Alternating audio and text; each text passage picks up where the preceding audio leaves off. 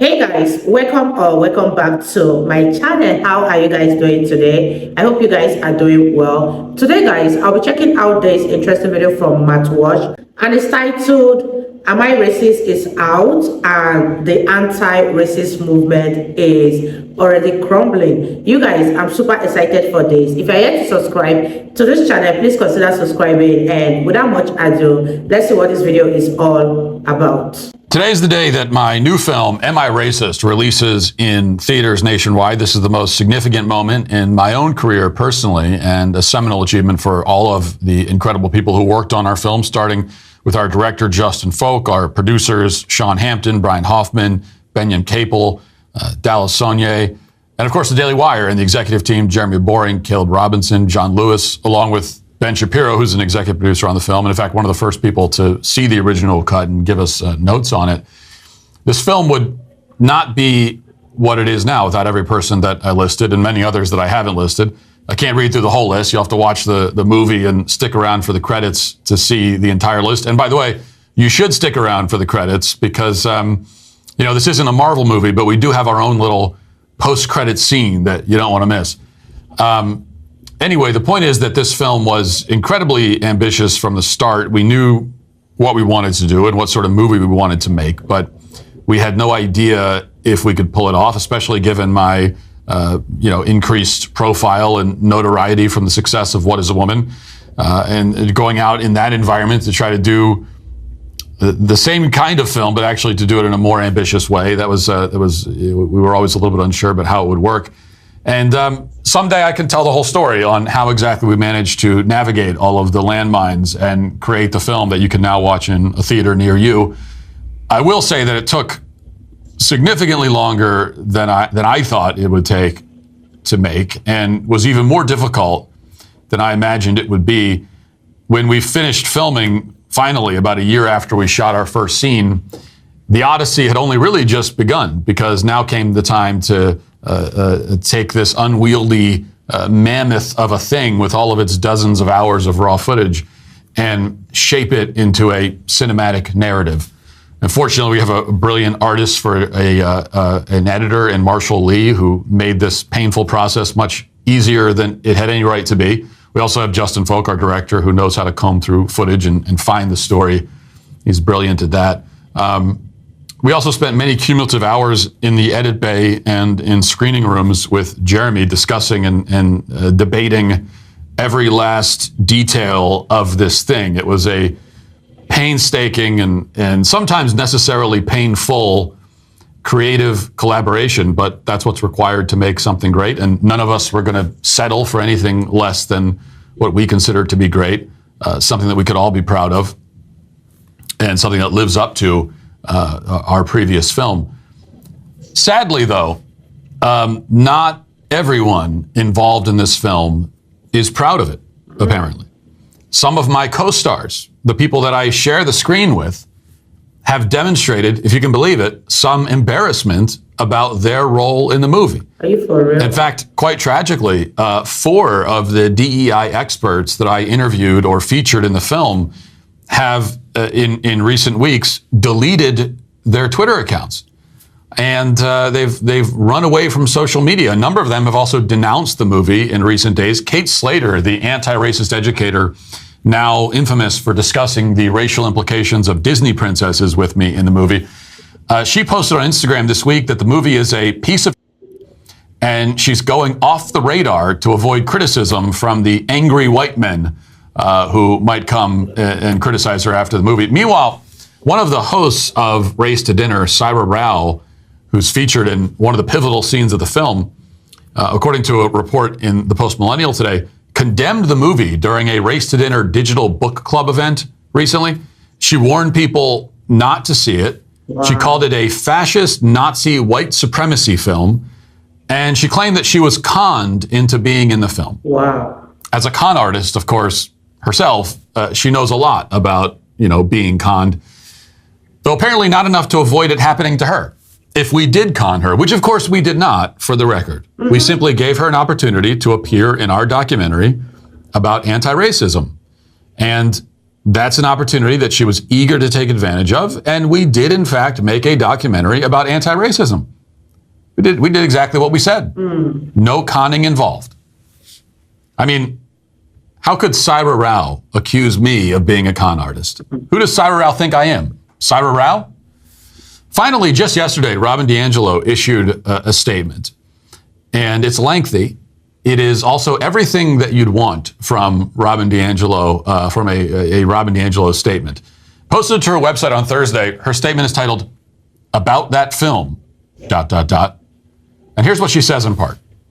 Quote, "Back in 2023, I was contacted by a group who claimed to be making a documentary film called Shades of Justice about efforts to address racism in the United States. They plan to interview anti-racist activists, authors, and thought leaders in service of supporting the cause of racial equity. They offered me between $10,000 and $20,000 for an interview. I said, let's meet in the middle with $15,000, and I agreed to participate.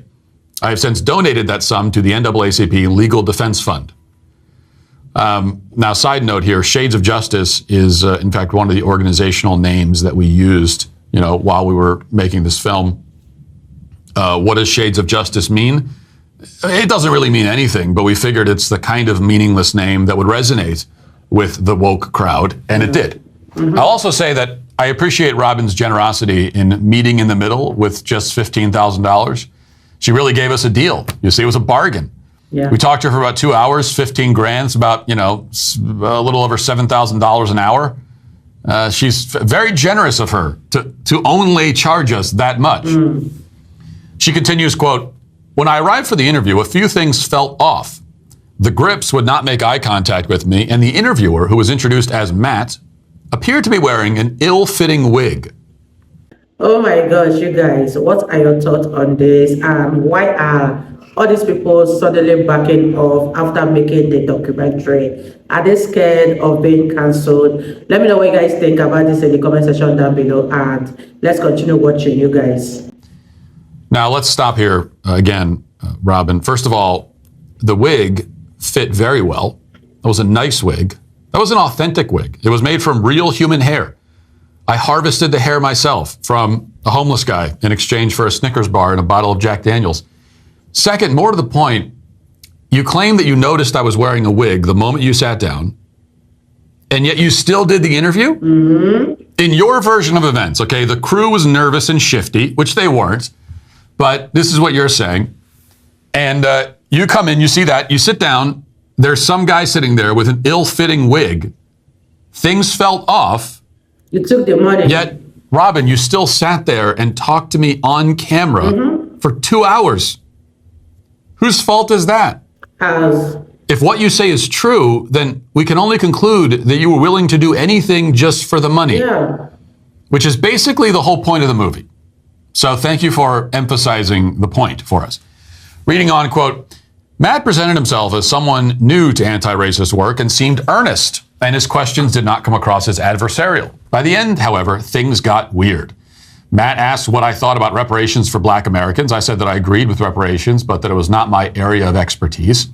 He then pulled up a chair and invited a Black crew member who went by Ben to sit down with us, took out his wallet and handed Ben some cash. He said that if I believed in reparations, I should also give Ben cash. While some Black people have asked white people to engage in reparations by giving directly to individuals, reparations are generally understood as a systemic approach to past and current injustice. The way Matt set this up felt intended to put Ben and I on the spot. Because Matt was pushing this on us, I expressed my discomfort and checked in with Ben to be sure that he was okay with receiving cash in this way. Ben reassured me that he was, so I went to my wallet and handed him my cash, and the interview ended." Okay, so let's back up here and review again your version of events, Robin. You walked into the room to do an interview with an organization that you knew very little about. Things felt off, you say. The interviewer was wearing a strange wig. Then the interviewer in this wig forces a Black man to sit down and receive cash reparations. You felt like the whole thing was a setup and intended to put you on the spot, but you still paid the reparations. Even in spite of all that, you still paid. That's your defense. That's what you're saying. Yeah. Now, as for me, I don't want to give spoilers away for the film. I don't care how many times some of these spoilers have been reported by the media. I refuse on principle to officially confirm the legitimacy of any of the spoilers. Everybody will have to go to the theater this weekend to watch Am I Racist for themselves and see what exactly happens.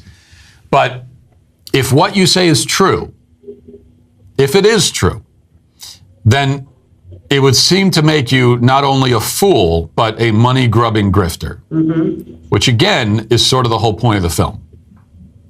I will say that your assumption that my black friend, Ben, was manipulated into taking part in this alleged reparations exercise is quite demeaning and infantilizing to him. No great shock coming from the woman who demeans and infantilizes black people for a living. If this reparations thing actually did happen, as you claim, how do you know Ben was not a willing participant? In fact, how do you know that he wasn't forcing me to do it? Maybe I'm the innocent victim in all this. Have you thought about that, Robin?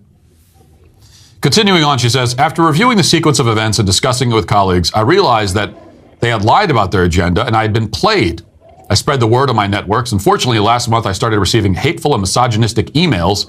Some referenced the Daily Wire, Ben Shapiro's website, which announced that the film is indeed being released. It's not titled Shades of Justice, nor is it meant to support the anti-racist cause. It is a Borat-style mockumentary titled Am I Racist? And designed to humiliate and discredit anti-racist educators and activists. Their deception was carefully planned and well-funded. The interviewer was, in fact, Matt Walsh, a far-right provocateur, backed by Shapiro and Daily Wire Plus, and yes, wearing a wig. Am I Racist is not only about me, and I was not the only one who fell for their deception. Sadly, many of those being mocked are women of color. I've not seen the film, nor do I plan to watch it, so I don't know how they have used any of my interview or how they've edited it. But if you see clips of the full film, consider the source, Matt Walsh. So who is Matt Walsh and what is his and his backers' agenda? Luckily for us, he has clearly answered that question without shame time and time again. She then goes on to quote and provide a link to Southern Poverty Law Center's hit piece on me. They say that I'm a white supremacist shock jock, etc. All in all, much of what she says about me and the Daily Wire and our film is not true, especially when she claims that our film was well funded. In fact, this was a very low budget operation. At least by Hollywood standards. Borat, which she compares our film to, had a budget of around $18 million 20 years ago. Our budget was about 16% of that. Now, from a quality perspective, the film does look much more expensive than it is. Credit to our crew and production team, which is maybe what Robin DiAngelo was picking up on. And, I appreciate once again the compliment. She is, though, completely correct about one thing. She says that our intentions are to humiliate and discredit anti-racist educators and activists. And on that point, she could not be more right. That is, in fact, our agenda with this film. We have other things we want to do, too. We want to entertain you. We want to make you laugh. We want to prove that conservatives can successfully make a film like this, the kind of film that until now only liberals like Sacha Baron Cohen have pulled off or even attempted. We have many things we wish to achieve with this movie, but most of all, yes, we want to expose the so-called anti-racist movement. We want to humiliate and discredit these grifters. Or I should say, really, we want to give them an opportunity to humiliate and discredit themselves. That's what we're actually doing. And that is an opportunity that Robin DiAngelo took full advantage of, quite eagerly. She only has herself to blame. And you can see it for yourself, and you really need to see this for yourself. Yeah. Because I tell you one thing, if you've read the descriptions, I can tell you it is so much worse for her than it even sounds in the descriptions. And you can see it all for yourself right now in theaters. You really don't want to miss it. Wow, you guys, that was such an interesting one for Matt to watch. And I just want to know if you guys have seen that movie, Am I a Racist? And if you have seen the movie, I would love to know what you guys think about it. Did the Daily Wire crew did such an amazing job? Did they nail the movie? I really want to hear what you guys have got to say. And I totally agree with what Matt Walsh said about trying to expose this anti-racist movement, because most of them are not real and they are not what they say they are. But leave your thoughts in the comment section, and I'll see you all in my next video. Bye guys.